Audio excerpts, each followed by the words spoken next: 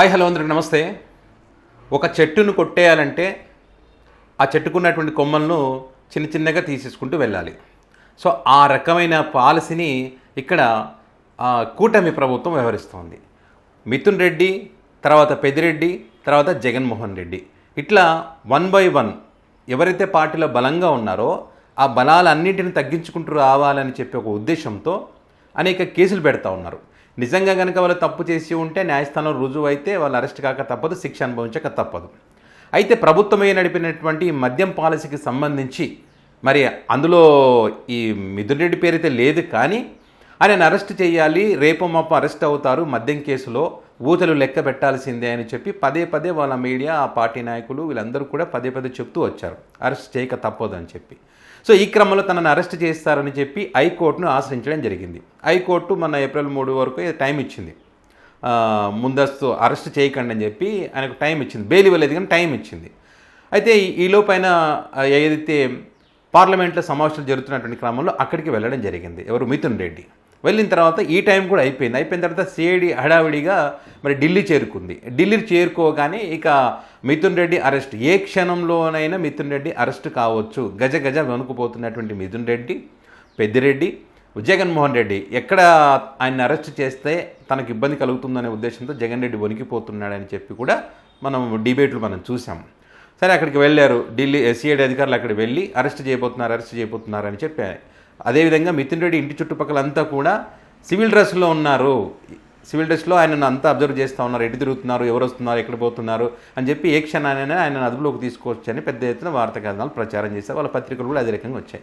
So ఇప్పుడు ఏంటంటే సుప్రీంకోర్టులో వీటికి సంబంధించి మిథున్ రెడ్డి సుప్రీంకోర్టును ఆశ్రయించడం జరిగింది. హైకోర్టు ఇచ్చినటువంటి తీర్పును అక్కడ సవాల్ చేస్తూ అక్కడ వెళ్ళినటువంటి క్రమంలో సుప్రీంకోర్టు సిఐడికి షాక్ ఇస్తూ మిథున్ రెడ్డికి ఊరట లభించే విధంగా మరి ఉత్తర్వులు ఇవ్వడం జరిగింది. ఏదైతే ఈ మద్యం పాలసీకి సంబంధించి ఒక క్యాబినెట్ మీటింగ్లో నిర్ణయం తీసుకుంటారు. ఇక్కడ నేను ఎంపీగా ఉన్నాను, అక్కడ తీసుకున్న నిర్ణయానికి నాకేం సంబంధం ఉంటుంది, సంబంధం లేనప్పటికీ కూడా మరి నన్ను అరెస్ట్ చేయాలని, ఇబ్బందులు పెట్టాలని, రాజకీయంగా అణగదొక్కాలని ఒక ప్రయత్నం చేస్తూ ఉన్నారు. 3 సార్లు ఎంపీగా గెలిచాను, రాజకీయ కోణంలోనే ఇదంతా చేస్తూ ఉన్నారని చెప్పి తప్పుడు సాక్ష్యాలు సృష్టించి నన్ను ఇబ్బంది పాలు చేయాలని ఒక ప్రయత్నం కూడా జరుగుతూ ఉందని చెప్పి మరి కోర్టు దృష్టికి తీసుకువెళ్ళినటువంటి పరిస్థితి. సో దీనికి సంబంధించి మరి సుప్రీంకోర్టు అయితే ఎలాంటి అరెస్టు చేయొద్దని చెప్పి సిఐడికి నోటీసులు కూడా ఇవ్వడం జరిగింది. ఈ నోటీసులకు సంబంధించి 4 వారాల సమయం ఉంటుంది. ఆ 4 వారాల సమయంలో మరి కోర్టుకి సిఐడి వివరాలు అందించాల్సి ఉంటుంది న్యాయస్థానానికి. సో అంతవరకు మాత్రం అరెస్ట్ అనేటువంటిది ఉండదు. ఆ తర్వాత మళ్ళీ విచారణకు వచ్చేటువంటి అవకాశం ఉంటుంది. అప్పుడు వీళ్ళ యొక్క ఈ సిఐడి మరి తప్పకుండా ఈయన ఇన్వాల్వ్మెంట్ ఉందనేటువంటి అంశాలకు సంబంధించి అక్కడ మరి కోర్టు దృష్టికి తీసుకువెళ్లాల్సి ఉంటుంది. ఎందులో అరెస్ట్ చేస్తున్నామని చెప్పి ఇప్పటికీ వాళ్ళు ఏం చెప్తా ఉన్నారు, హైకోర్టును ఆశ్రయించినప్పుడు ఆయన పేరు లిస్టులో లేకుండా ఎట్లా ముందస్తు బెయిల్కి వెళ్తారని చెప్పి చెప్తా ఉన్నారు. కానీ ఇక్కడ అరెస్ట్ చేస్తూ ఉన్నారని చెప్పి మరో పక్క చెప్తా ఉన్నారు. ఇట్లా వాళ్ళే చెబుతున్నటువంటి పరిస్థితుల్లో ఈ అంశాలన్నింటిని కూడా మిథున్ రెడ్డి అడ్వకేట్ వాదనలు వినిపించినటువంటి అభిషేక్ సింఘ్వి అన్నీ కూడా మరి న్యాయస్థానం దృష్టికి తీసుకువెళ్ళేటువంటి అవకాశం ఉంటుంది. ఇప్పటికే కొన్ని అంశాలను మరి న్యాయస్థానం దృష్టికి తీసుకువెళ్ళారనేది కూడా వాళ్ళ న్యాయవాదులు చెప్తా ఉన్నారు. సో ఏదేమైనా కూడా ఏ క్షణమైన అరెస్ట్ కావచ్చు. ఈయన తర్వాత పెద్దిరెడ్డి తర్వాత జగన్మోహన్ రెడ్డి ఏదైతే చెప్తూ వచ్చారో వాటికైతే ఇప్పుడు బ్రేక్ పడింది.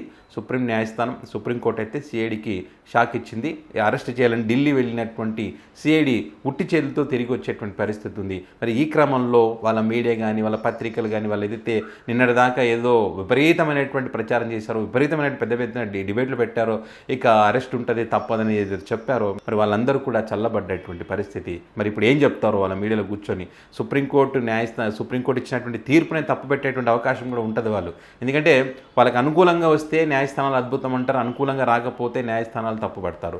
ఇప్పుడు కూడా హెచ్సియు భూములకు సంబంధించి ఆంధ్రజ్యోతిలో కానీ నిన్న ఒక ఆర్టికల్ కూడా వచ్చింది కదా, అంటే న్యాయ వ్యవస్థలనే తప్పుపట్టేటువంటి స్థాయికి వీళ్ళు వార్తా కథనాలు రాస్తూ ఉన్నారు. సో అట్లా ఉంటుందన్నమాట.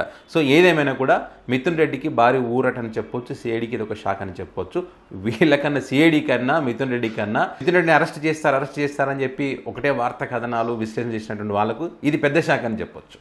సో చూద్దాం రానున్న రోజుల్లో వీటికి సంబంధించి ఏపీ మద్యం లిక్కర్కి సంబంధించి ఇంకా ఎలాంటి మలుపులు తిరుగుతుందనేది రాబోయే రోజులు తేలుతుంది.